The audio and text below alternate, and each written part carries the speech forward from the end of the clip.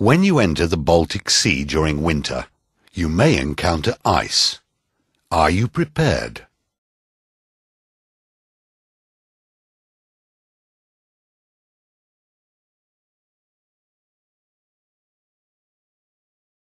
Cargo vessels must be able to operate independently for the major part of a voyage through ice. The primary task of icebreakers is to assist vessels through the worst ice conditions. A competent crew will be able to navigate through ice fields and call for icebreaker assistance if needed without delay. Ice maps contain detailed information about prevailing ice conditions. Ice charts are updated daily during the winter season and are published either in black and white or color-coded. Specific ice symbols are used for different ice conditions. An ice field at sea is very dynamic. Open water. This is open water that will soon start to freeze. The first stages of freezing are usually in the form of fragile ice, grease ice, or slush. Very open ice. The ice coverage is 1 to 3/10, with more open water than ice. Open ice. Floating ice with 4 to 6/10 ice coverage, with many leads or fractures in the ice and open water areas. Close ice. Coverage is 7 to 8/10, made up of ice floes mostly in contact with each other. New thin ice. A thin, flexible crust of ice easily bending on waves and swell. New ice. A general term for recently formed ice. These types of ice are composed of ice crystals that are only weakly frozen together. Lead or fracture. Any break or rupture through the ice. Leads and fractures should be actively used by ships for faster transit. New ice channel. A passage through sea ice created by an icebreaker or another vessel. Open channel. Old ice channel. Very closed ice channel. Fast ice. Sea ice which forms and remains fast along the coast where it is attached to the shore or between shoals. Level ice. Normally found in the archipelagos and close to shore. Rafted ice. Ice deformed by one piece of ice overriding another. The surface of a frozen lead will be similar to hummocked ice. Consolidated ice. Floating ice with 100% coverage where the ice floes are compacted together. Jammed brash barrier. Heavily compacted ice, mostly due to wind action that may extend 2 to 20 meters below the sea level. Ice pressure. Pressure in the ice field is usually due to wind. The channel is closing rapidly. Broken ice forced up by pressure.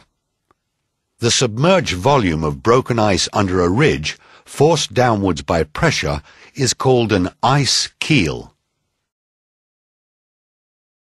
Ridges.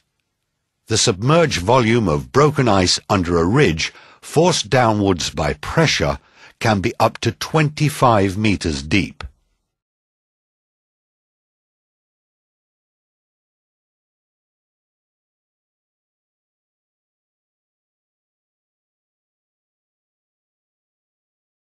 Baltic icebreakers typically have a power between 10 and 16 megawatts.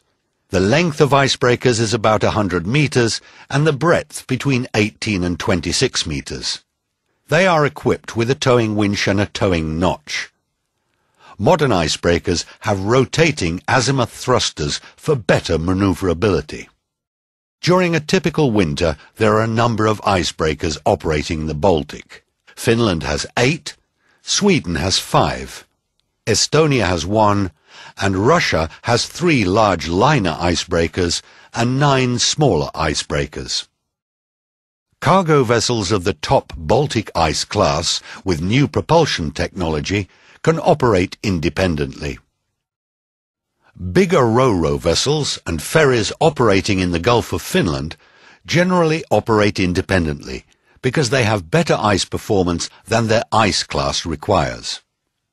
Medium-sized cargo vessels can operate independently in ice channels and are assisted by icebreakers in harsher ice conditions, such as ridged fields and ice pressure. Bulk carriers and tankers have a lower engine power for their size, and assistance by icebreakers is needed in almost all ice conditions. Cargo vessels operating during the winter in the Baltic area have to be ice-strengthened and loaded correctly so that the actual waterline is between the low and upper ice water lines. Ice causes loading on the hull when the vessel is breaking ice, when the vessel is turning in channels, and especially if the vessel is in compressive ice fields. As a general rule, ships move better in ice when loaded than when in ballast. Insufficient ice strengthening or unskilled operation will cause denting of the hull plating or bending of frames. Hull plating can also be fractured. Bilge keels and other protruding parts can also be damaged, even if they are situated far below the waterline. Damage is most likely in the bow and midship areas. The vessel should be ballasted and trimmed so that the propeller is as deep as possible. The propeller should always be rotating when the ship is moving. In order to protect the steering gear, the rudder must be fitted with mechanical stoppers that prevent the rudder being turned excessively when backing in ice. The rudder must always be in a central position when backing in ice. Bow thrusters should not be used. The engine cooling water intake can easily become blocked if special precautions are not taken. Small ice pieces enter the sea chest, and after some time the piping will be clogged. The sea chest should be high and have sufficient volume. Some kind of heating is necessary. The system can either be the recirculation of hot water from the engine, steam, or a heating coil in the sea chest. Some vessels can circulate the cooling water through a ballast tank, which is the best way to solve the problem. Restriction policies are the best way to keep traffic moving. The safety of cargo vessels is paramount. Restrictions are based on actual ice conditions and ice thickness. Ships must be able to proceed in ice fields on their own, as far as possible. Traffic restrictions usually begin in December. Typical restrictions in the Bay of Bothnia concern vessels above 2,000 deadweight tonnage in ice class 1 or 2.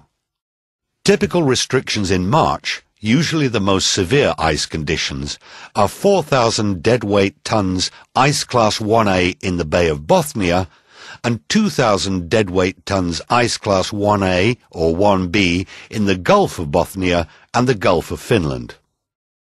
Restrictions end in early June. Typical midwinter Estonian restrictions are ice class 1C with propulsion power more than 2,000 kilowatts, and typical midwinter Russian restrictions are ice class LU1 or LU2 with more than 2,000 horsepower.